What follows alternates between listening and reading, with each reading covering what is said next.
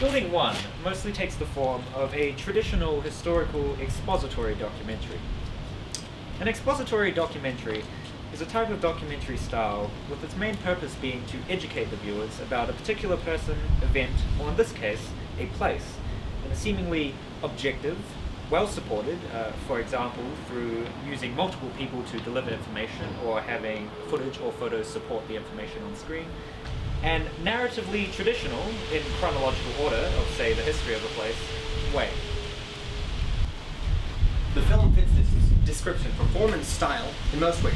As firstly, the documentary starts with an old photo of the building, and then it blanks stating the history of the building from its construction in 1867, and slowly make its way to people's thoughts and comments relating to the building now.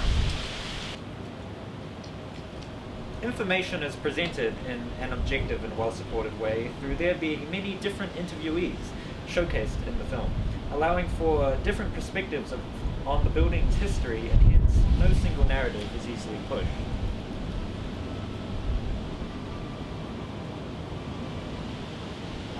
This is highlighted when the film is on the issue of Building 1's potential demolishment due to health and safety, with one interviewer saying she's always maintained it should be torn down because of its history as a psychiatric hospital, whilst other interviewers talk about the wonderful heritage of the place and how it would be fantastic if it got refurbished, even though it would cost a lot and thus being unlikely.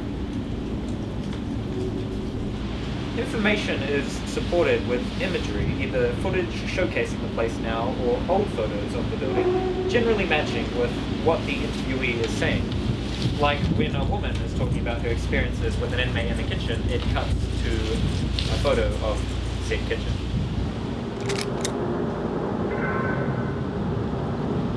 Additionally, the use of different perspectives with no overarching narrative is a notable deviation from style, however, as although expository documentaries aim to be objective, this is oftentimes just a facade in order to more easily convince the viewer that what they're being told is true.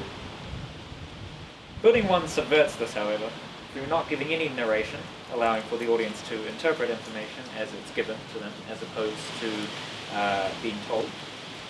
Cutting to multiple different interviewers, allowing for different points of views, and not ending on a specific opinion or view of the building, as a voiceover instead descriptively explains how the building will likely have to be demolished or significantly changed soon due to earthquake safety procedures, and the voice not saying whether that's good or bad, but instead simply stating that the knowledge will color how you think of the building, ultimately leaving it up to the audience to decide how they feel about the building after the information they've now received. The content of the interviews are mainly the experiences and thoughts about Building 1 from the perspective of those who have used the building in the past and are using the building in the present.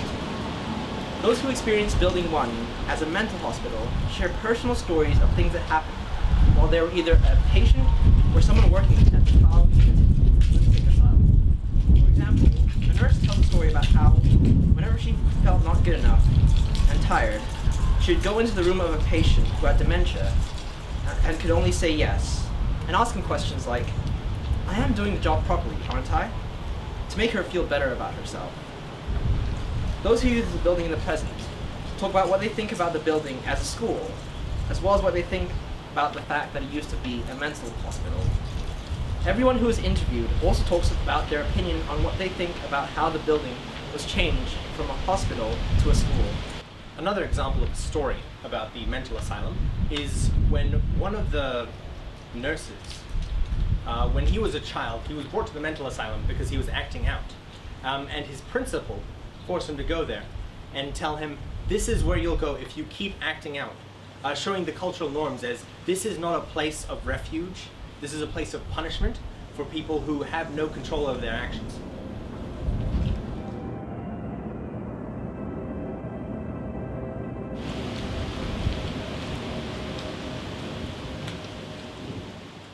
Documentary filmed from inside the building to highlight transformation of Building 1 from psychic hospital to a design school. This is done by interviewing people with a connection to the place and share their experience and tell the story from the perspective of staff and students.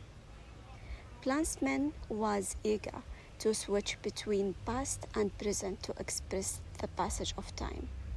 She doesn't mention the negative side only. On the contrary, she wanted to highlight a lot of positive stories that also allows people to express how they feel authentically without denial. The building reputation is worrying to some people.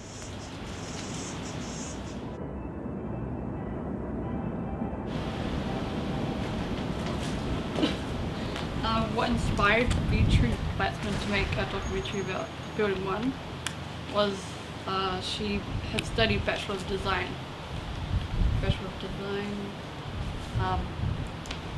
and Visual Arts there, and felt like she had to make a film about it because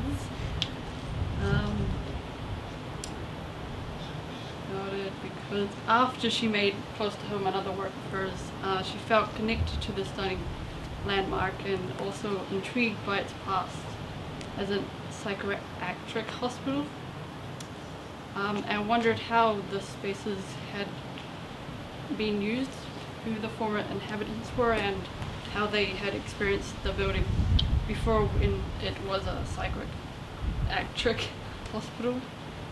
A documentary that inspired Plaatsman was Photosend. The style of that documentary and how it connects the past with the present, which is what Plaatsman does in her work.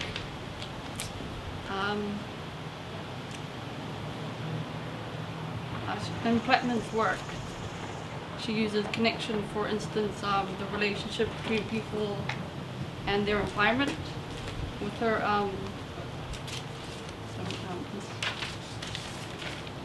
intimate and sensitive approach, she captures people and their environment lives in a genuine way, creating moving stories to which people can relate to, and she often combines current and history images to show the passage of time, as she did in this documentary about the building.